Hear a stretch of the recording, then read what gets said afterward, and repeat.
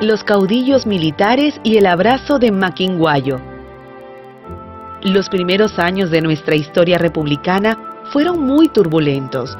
Como no había un grupo capaz de dirigir el país, el poder quedó en manos de los caudillos militares que habían luchado por la independencia. Así, los golpes de Estado se sucedieron uno tras otro. Las rebeliones no tenían cuándo acabar y hubo inclusive varios presidentes a la vez. Además, se promulgaron distintas constituciones. Una excepción fue el llamado Abrazo de Maquinguayo, cuando un grupo de generales de las tropas de Bermúdez decidió dejar de pelear contra Orbegoso, el presidente electo. Echenique, uno de esos generales, afirmó: lo único favorable para la República era hacer terminar esa guerra de un modo pacífico, pues eso conduciría a la unión de los partidos y a la concordia. Dominación económica británica. En la época en que el Perú se independizó de España, Inglaterra era la primera potencia mundial. Los ingleses, que controlaban gran parte del comercio marítimo internacional, concedieron los primeros préstamos al Estado peruano.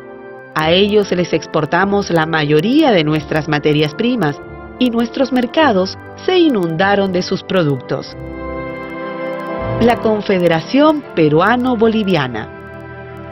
En ese momento de nuestra historia, marcado por graves desórdenes políticos, surgió un gran proyecto de unificación.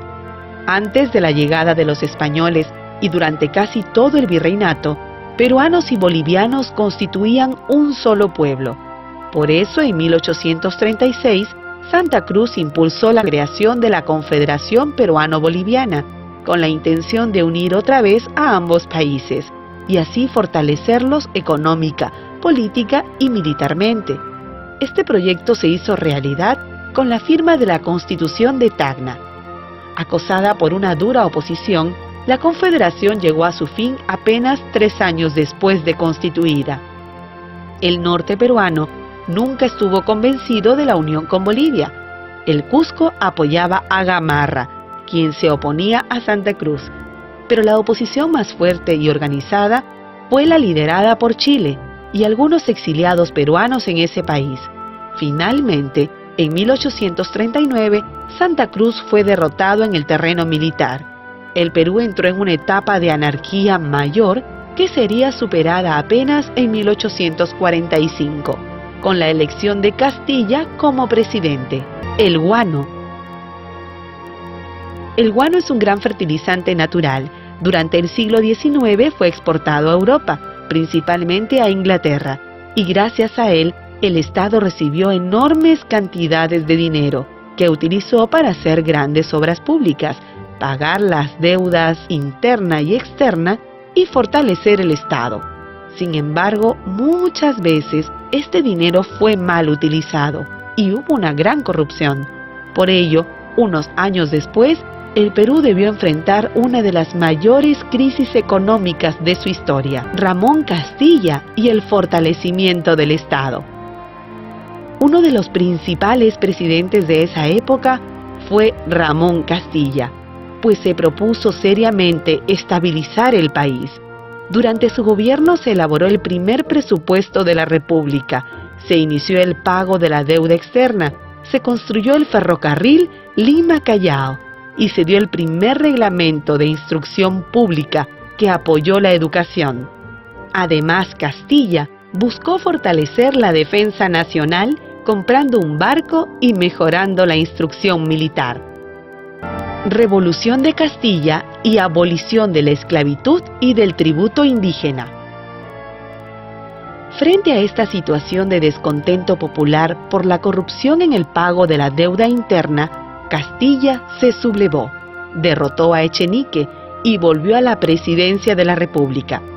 Castilla tomó medidas a favor de los sectores populares, abolió el tributo indígena y la esclavitud. Además, se promulgó la Constitución de 1860, la de mayor duración en nuestra historia republicana, pues mantuvo su vigencia hasta 1920. Los consignatarios y la modernización de la costa. Fue en esta época cuando la agricultura de la costa empezó a recuperarse. Los consignatarios, que como se había visto se habían enriquecido con la explotación del guano, lograron acumular grandes capitales y se convirtieron en un grupo económico y político muy poderoso. Su decisión de invertir en la agricultura permitió el resurgimiento de grandes haciendas en la costa peruana. Muchas de ellas se dedicaron al cultivo de la caña de azúcar y del algodón. El contrato Dreyfus y la construcción de ferrocarriles. En 1869, debido a que el Estado carecía de dinero y a las denuncias contra los consignatarios, el ministro de Hacienda, hoy Economía, Nicolás de Piérola, decidió firmar el contrato Dreyfus. Por medio de este contrato, se concedía a esa casa comercial el monopolio de la explotación del guano, a cambio de que ella entregase al Estado una fuerte cantidad de dinero que éste utilizaría para pagar sus deudas. Además, se establecía un aporte mensual que servía para pagar los gastos del Estado. Sin embargo, la situación económica del Estado peruano empeoró unos años después. Apoyado en este contrato, el presidente de ese entonces, José Balta, continuó aplicando una fuerte política de obras públicas que financió con nuevos préstamos. Así se hicieron carreteras, puentes y hospitales, pero sobre todo se impulsó la construcción de ferrocarriles. La mayoría de estas obras fueron encargadas a un ciudadano estadounidense llamado Enrique Meix. El ferrocarril de mayor impacto económico fue el que unía Lima con el centro minero de La Oroya, pues permitió sacar con más facilidad el mineral hacia el puerto del Callao. Su construcción obligó además a vencer grandes dificultades geográficas: el salitre y la bancarrota pública. En 1872, Manuel Pardo fue elegido presidente. Su gobierno dio un gran impulso a la educación, a la que declaró gratuita y obligatoria para los primeros años de primaria. Buscó además solucionar los graves problemas económicos del Perú utilizando un nuevo recurso, el salitre. Primero creó un estanco, luego aumentó los impuestos y finalmente nacionalizó las salitreras de Tarapacá. Sin embargo, estas medidas no lograron resolver la situación y el Estado tuvo que declararse en bancarrota.